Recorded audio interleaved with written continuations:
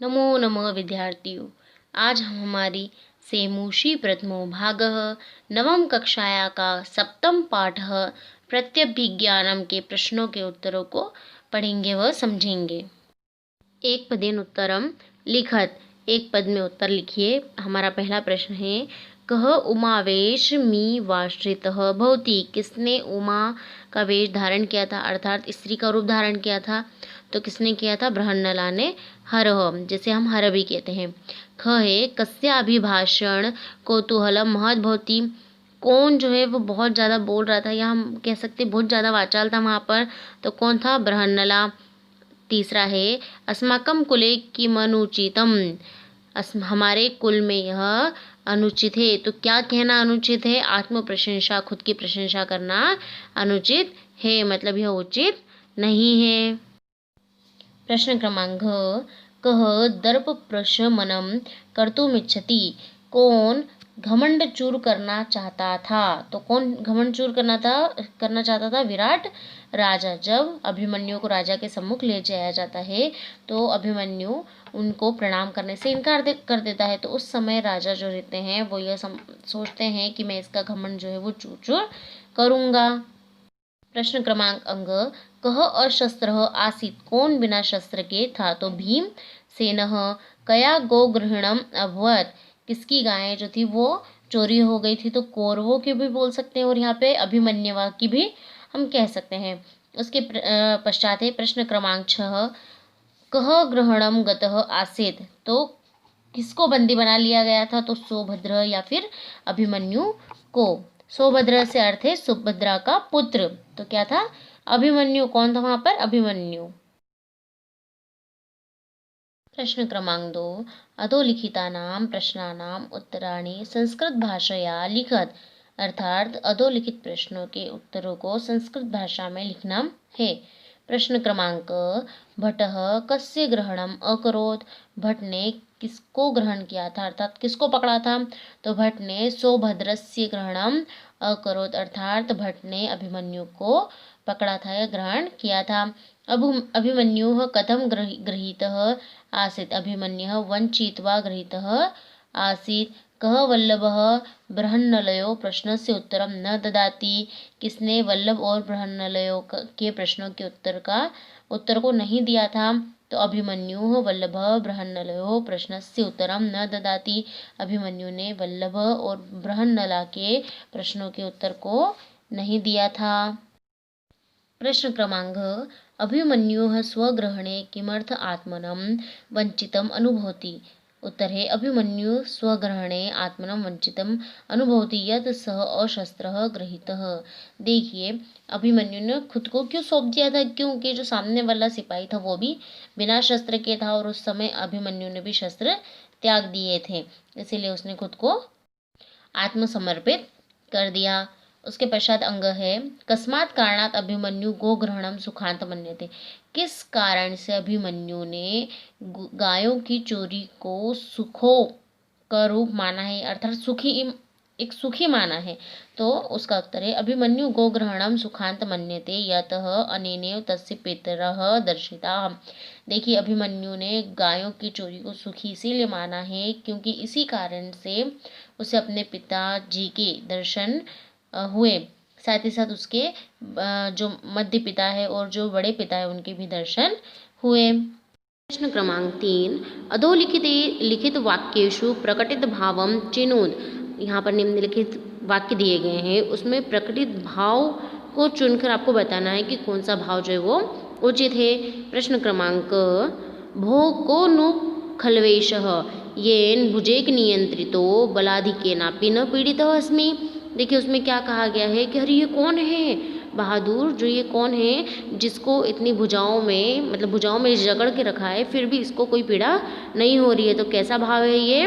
भय का भाव नहीं है, जिज्ञासा का नहीं है। कैसा भाव है ये? विस्मय का भाव है। इस जो प्रश्न है इसमें मैंने सीधे उत्तर लिख कर दिए, इसमें जो ऑप्शन है पूरे वो नहीं लिखे हैं। तो इसका जो उत्तर है पहले का है वो विस्मय है।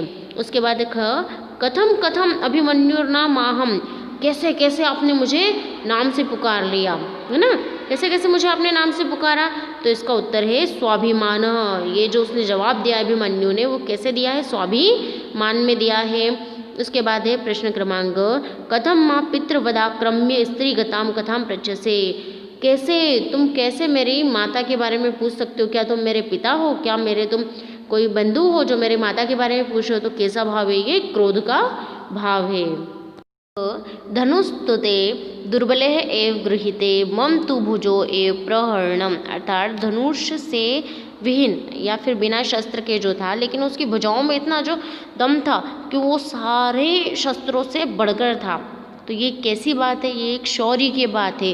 तो इसके लिए इसका जो उत्तर आएगा वो क्या है? शौर्यम है। उसके बाद अंग है बाहुभ्याम माहयतम भीमः बाहुभ्याम एव नेष्यति। देखिए मुझे भुजाओं में पकड़ के लाया गया है भीम के द्वारा, तो मुझे भुजाओं के में पकड़ कर ही मतलब बरी किया जाएगा या छोड़ा जाएगा। तो ये क्या है? आत्मविश्वास है। जिन्होंने मुझे भुजाओं में पकड़ा था वो बाहुबली भीम ही थे।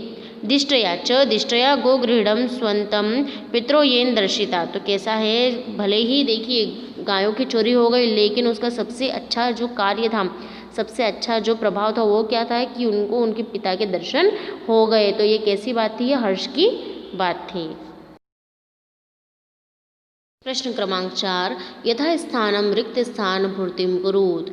निम्नलिखित स्थानों पर जहाँ पर रिक्त है वहाँ पर रिक्त स्थान की पूर्ति करना है, वहाँ पर शब्दों की पूर्ति करना है। क नंबर पे दिया गया है खलु प्लस एषः, तो इसका उत्तर आएगा खल्वेषः। ख बल प्लस, यहाँ पर रिक्त दिया गया है तो वहाँ पर आएगा अधिकेन प्लस अपि, तो इसका उत्तर आएगा बलाधिकेना पी। ग विभाति प्लस उमावेशम प्लस ईव प्लस आश्रितः, तो इसका आंसर आएगा विभात्युमावेशम। उसके बाद 4 नंबर पे है घ पर वाचाल्यतु, यहाँ पर रिक्त था, यहाँ पर आएगा वाचाल्यतु प्लस एनम, तो उत्तर आएगा वाचाल्यत्व वेनम। 5वां है रुष्यति प्लस एष रुष्यतेश। च त्वमेव प्लस एनम, तो इसका उत्तर आएगा त्वमेवैनम।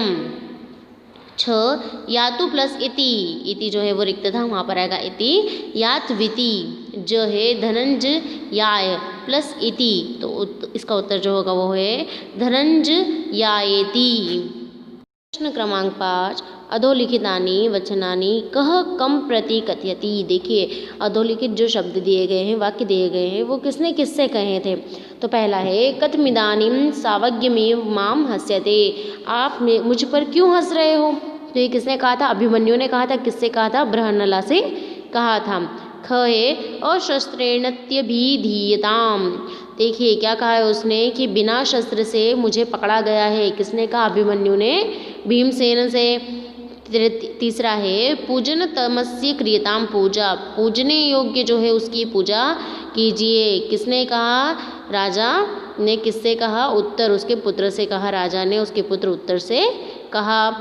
चौथा है पुत्र को अयम मध्यमो नाम। किसने कहा ये कि पुत्र ये मध्यम नाम जो है वो क्या है? तो भगवान ने किससे कहा? अभिमन्यु से। भगवान अर्थात राजा, विराट राजा। 5 शांतम पापम धनुस्तुतु दुर्बले एव गृहीते। चुप रहो पापी, तुमने बिना शस्त्र के अर्थात बिना हथियार के मुझे पकड़ा है। किसने कहा? ये अभिमन्यु ने भीम से कहा।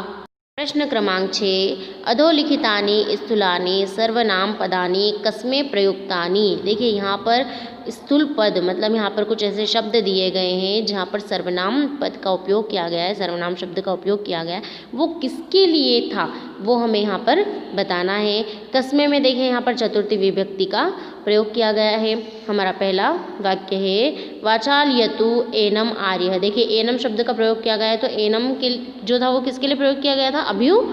अभिमन्यवे के लिए। किसके लिए? अभिमन्यवे के लिए। ख है किमर्थम तेन पदातिना गृहीताः, तो तेन की जगह पर जो है वो किसके लिए प्रयोग किया गया है? भीमाय के लिए प्रयोग किया गया। तो उत्तर आ जाएगा भीमाय। ग कथम न माम अभिवाद्यसि। माम मतलब मुझे, तो मुझे जो है वो किसके लिए प्रयोग किया गया है? राजा के लिए। देखिए यहाँ पर जब राजा को प्रणाम नहीं किया जाता है, किसके द्वारा? अभिमन्यु के द्वारा, तभी वाक्य कहा जाता है। तो किसके द्वारा कहा गया है ये? किसके लिए है ये? राजा के लिए। तो उत्तर आ जाएगा राज्ञे। उसके बाद प्रश्न क्रमांक है मम तू भुजो एव प्रहरणम, मुझे तुमने भुजाओं में उठा लिया था, मतलब भुजाओं में ही जकड़ लिया। तो किसने, मम किसने किसने किया था ये, तो किसके लिए प्रयोग किया गया है, भीमसेनाय के लिए। भीमसेना तू भुजो एव प्रहरणम। अंग अपूर्व एव अत्र ते हर्षो ब्रूहि केन विस्मितः असि, तो ते की जगह पर आ जाएगा भटाय। प्रश्न क्रमांक 7 श्लोका नाम अपूर्णम अन्वय अधोदत्तः। देखिए श्लोकों के अपूर्व अन्वय जो है वो यहाँ दिए गए हैं। पाठमादृत्य रिक्त स्थानानि पूरित, और पाठों में से उसको जो रिक्त स्थान दिए गए उनको पूरा करना है। तो यहाँ पे जो श्लोकों के अन्वय दिए गए उनको मैंने पूरा पूरा यहाँ पर लिख दिया है। पहला है क पार्थम पितरम मातुलम जनार्दनम। देखिए जनार्दनम जो है वो खाली था, यहाँ पर लिख कर दिया है मैंने जनार्दनम। च उद्देश्य कृतास्त्रस्य तरुणस्य युद्ध पराजय, युद्ध पराजय भी यहाँ पर नहीं था, यहाँ पर खाली था, वो लिखा गया है युक्त। ख है कंठशीलष्ठेन बाहुना, रिक्त जो है वो बाहुना, जरासंधम योक्त्र इत्वा तत् असह्यम कर्म, कर्म भी रिक्त स्थान में है। कृत्वा भीमेन कृष्ण अत दर्हताम नीतः। ग रुष्यता भवता, भवता भी रिक्त स्थान में है। रमे ते शेपेण न रुष्यामि किम उक्ता, उक्ता जो है रिक्त स्थान में। अहम नापराधः कथम भवान तिष्ठति यातु इति। घ पादयो निग्रहोचितः समुदाचारः क्रियताम, क्रियताम जो है वो रिक्त स्थान में दिया गया है। बाहुभ्याम आहयतम माम भीमः, भीम जो है वो रिक्त स्थान में दिया गया है। बाहुभ्याम एव नेष्यति। प्रश्न क्रमांक अधोलिखितेभ्यः पदेभ्यः उपसर्गान विचित्य लिख। देखिए यहाँ पे कुछ पद दिए गए हैं, उनमें से उपसर्ग जो शब्द है उसको छाट कर लिखना है। उपसर्ग अर्थात पहले लगने वाला शब्द, कोई भी शब्द है उसके पहले लगने वाला शब्द। या हम कह सकते हैं कि जैसे कि मान लीजिए वर्ड दिया गया, असाध्य दिया गया है, तो साध्य उसके पहले जो लगा है आ, वो क्या कहलाएगा, उपसर्ग कहलाएगा। क नंबर का है अवतारितः, तो अवतारितः में जो उपसर्ग है वो क्या है अव। सेकंड नंबर पे है विभाति, तो विभाति का जो उपसर्ग है वो क्या है वी। तीसरा अभिभाष्य, अभिभाष्य का जो उपसर्ग है वो क्या है अभि। चौथा है उद्भूताः, उद्भूता का उद। पांचवा है उत्सिक्तः, तो उसका आएगा उपसर्ग उत। छठा है प्रहरन्ति, तो प्र। सातवां है उपसर्पतु, इसका उपसर्ग जो है वो उप। आठवां है परिरक्षिता, तो उसका उपसर्ग है परि। और नौवां है प्रणमति, तो आएगा इसका उपसर्ग प्र।